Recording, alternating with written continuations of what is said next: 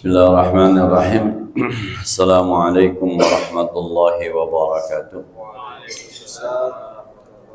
Bismillah walhamdulillah wassalatu wassalamu ala rasulillah Sayyidina Muhammad ibn Abdillah wa ala alihi wa sahbihi wa man tabi'ahu ila yaumil qiyamah, amma ba'du. Jamaah salat zuhur yang berbahagia, ada seorang ulama melakukan penelitian yang mungkin dari hidupnya, dari mulai dia memahami agama sampai pada tahapan umurnya yang sudah mapan, diambil 4 kesimpulan. Kesimpulan pertama dibilang talabnal ghina bil mal.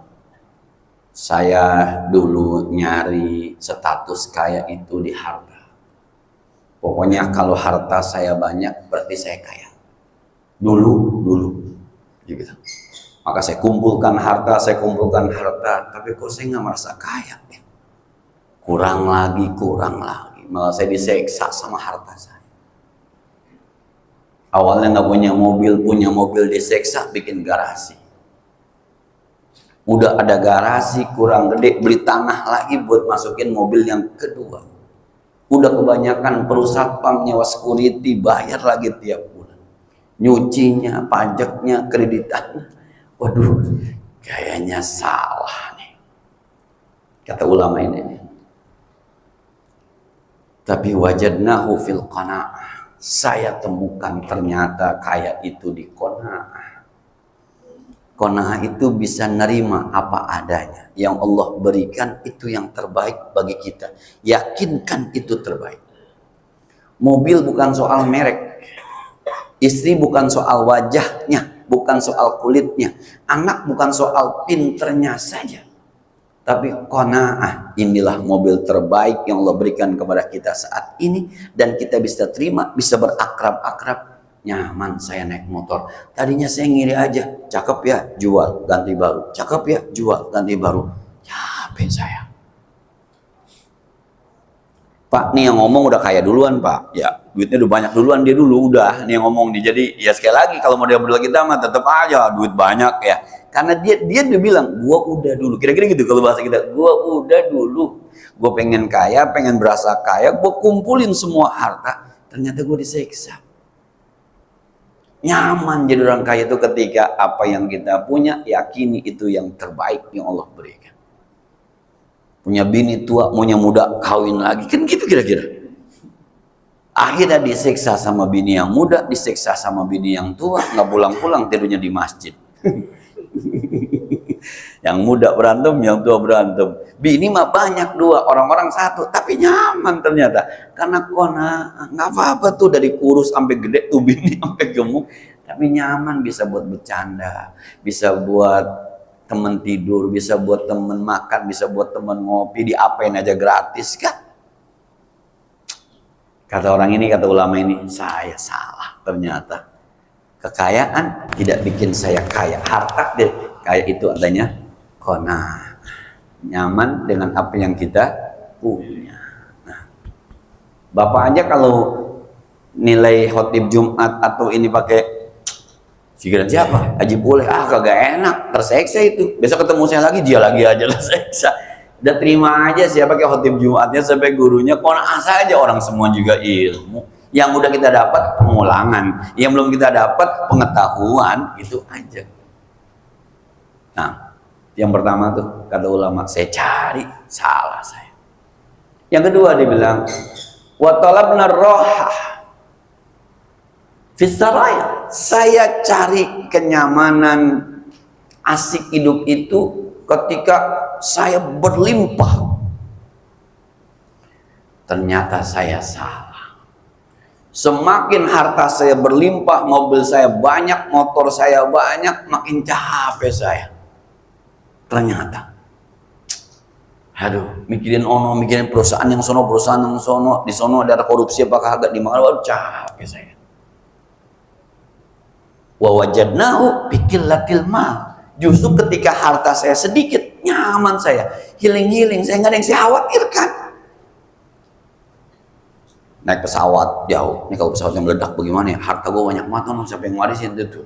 Coba kalau nggak ada hartanya Pak, bodoh, meledak, dah, nggak ada Pak. Sekali lagi Pak, ini orang duitnya udah pernah banyak.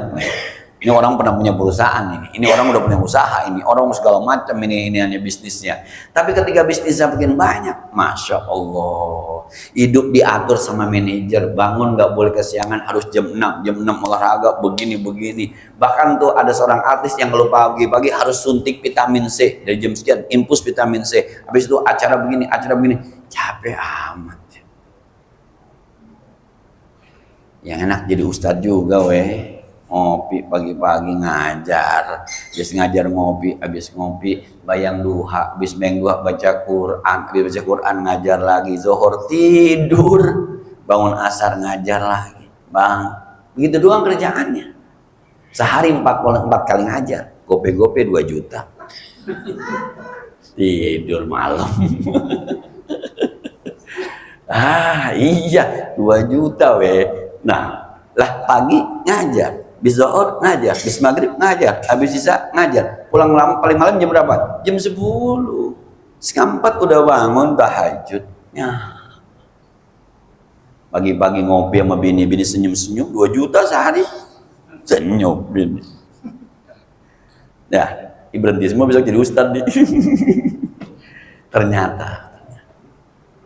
Yang ketiga Pak, dia bilang begini, wa talabnal lazzat, dia bilang, saya pikir tadinya yang namanya nyari enak tuh fil ta'am, pada makanan. Saya pikir yang namanya enak tuh makanan. Maka saya kadang-kadang wisata kuliner, ada bilang di sana ada enak sate kambing enak, kambing anak saya paranin. Ada yang bilang di sana ada sop ikan kerapu enak, saya paranin. Di sana ada, saya paranin nasi kembuli, saya paranin. Saya salah. Mohon maaf Pak, orang ini udah kemana-mana nih makannya nih. Udah ke warung ono, udah dimakan dari mulai yang westernis gitu ya, makanan ala barat, sampai makanan tradisional, sampai makanan Eropa, udah dicobain. Enggak Pak, bukan di situ pelajaran salah. Anda semua salah. Di mana? Wa wajadnahu fis sihah. Ternyata enak itu adanya di kesehatan. Kita Pak dibeliin tuh namanya burger kah, yang namanya kalau sekarang makanan Korea yang udah naik daun Pak, durian montong segede-gedenya, kemudian sakit gigi, bagaimana rasanya? Jangan sakit gigi Pak, yang kagak ada hubungannya sama sakit gigi, cantengan, jempol bengkak, nyut sate kambing di depan, enak. Jadi bukan makanannya, tapi sehatnya. Dan sehat itu dikasih sama Allah. Bukan soal kita makan di mana, makan apa, bukan. Yang seumuran dengan saya atau yang lebih tua dari saya, kan iseng-iseng Pak, oncom. Kita aduk sama nasi itu. Subhanallah, tempe goreng, beres udah. Kenapa? Sehat. Ada sop kambing, ada iga bakar, gigi ngebet, bagaimana coba?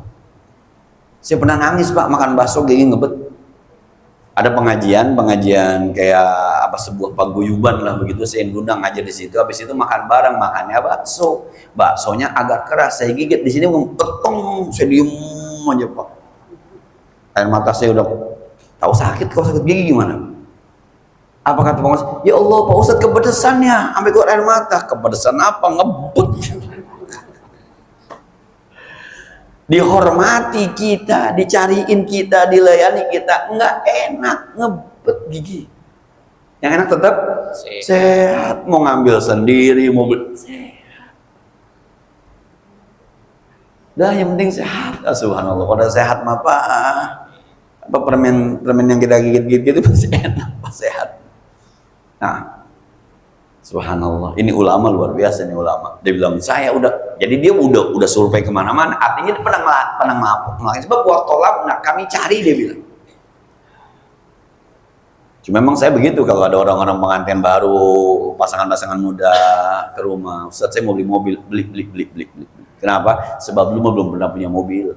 Kalau rasain deh bagaimana punya mobil.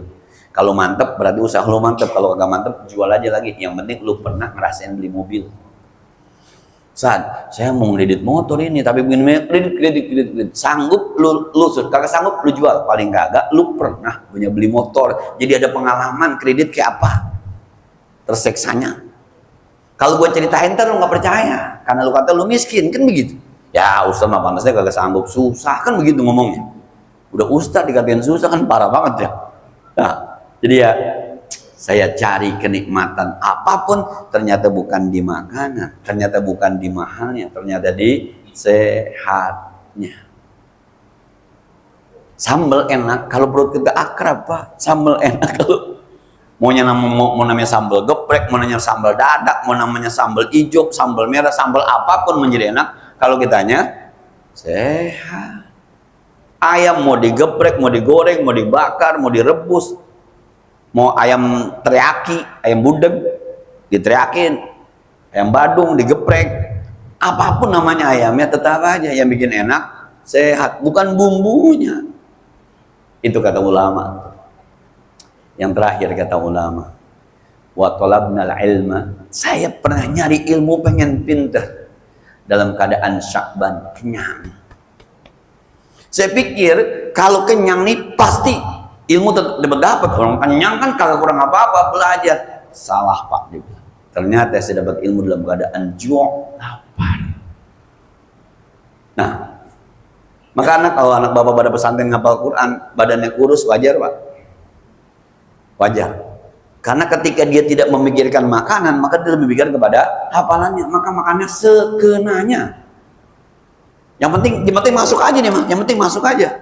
Udah hilang lapar, ngapa lagi? Kenapa? Kalau kenyang, temennya tidur. Ya, ini bapak nih habis istirahat, main johor, kemudian makan sebelum bel, kira-kira ngapain? Wah, habis makan. Maka saya kadang-kadang sama anak-anak sekolah tuh ngomong, pagi-pagi mohon maaf. Kalau bisa sih kamu kalau pagi-pagi jangan sarapan nasi uduk. Bukannya haram, bukan. Sarapan yang enteng-enteng, roti ke, kan setengah 10 udah istirahat, roti ke, apa ke, yang penting ada yang susu ke. Kalau makan nasi uduk sama bihun, jengkol, tempe orek, ya sekolahnya begini aja Pak. Tidurmu, saya tanya tidur jam berapa semalam? Jam 10, wajar kan? Tidur jam 10, bangun jam berapa? Jam 5, wajar bangun jam 5. Itulah ngapa ngantuk mot? Nggak tahu Pak. Tadi sarapannya pagi-pagi, nasi uduk sama bakwan. Ini nih, kalau nggak bisa dihindari jangan banyak-banyak. Kan kata Nabi pernah begitu kan Nabi. Akhafu min ummati arba'atun, yang saya khawatirkan dari umatku adalah 4. Pertama apa? Kibarul batni, perutnya gede, makan mulu. Itu yang dikhawatirkan. Sebab dari situ nanti muncul al-kasalu, males, wa mudawamatun nom, sering tidur, wa dhaful yakin, lemah keyakinannya.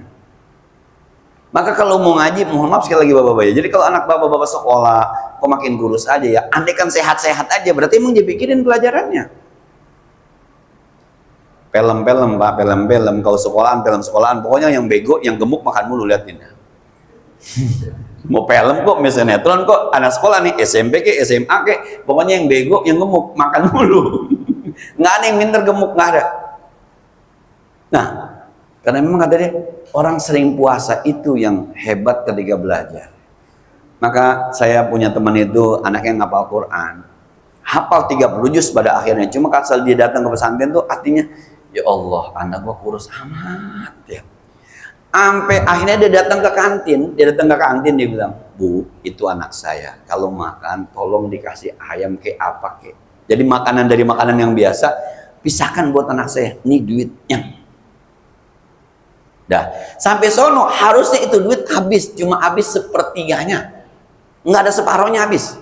Dia kasih duit, misal dikasih duit di 1 juta begitu, habisnya cuma 300.000. Kenapa? Anaknya jarang makan Pak. Jadi bukan karena makanannya, karena hafal 30 juz dalam waktu setengah tahun. Emang begitu. Maka ada yang bilang kalau lagi sekolah, badan biar kurus supaya ketahuan mikirin pelajaran. Kalau udah berumah tangga, badan biar gemuk, bahagia rumah tangganya. Kalau jadi ustadz, badan biar gemuk, berarti beseknya banyak. Kalau kurus berarti kurang laku. Bercanda aja Pak. Dah kita simpulkan deh ya. Kaya bukan di harta tapi qanaah. Rasa kaya itu bukan di harta tapi di qanaah. Kalau hidup mau senang itu bukan di duit yang banyak, ada banyak ternyata. Duit dikit itu yang kadang-kadang juga bikin senang, tidak terlalu banyak pikiran. Lezat itu bukan soal makanannya, tapi sehatnya. Dan ilmu bisa dicari ketika perut kita kosong, bukan perut kita kenyang. Segini dia. Assalamualaikum warahmatullahi wabarakatuh.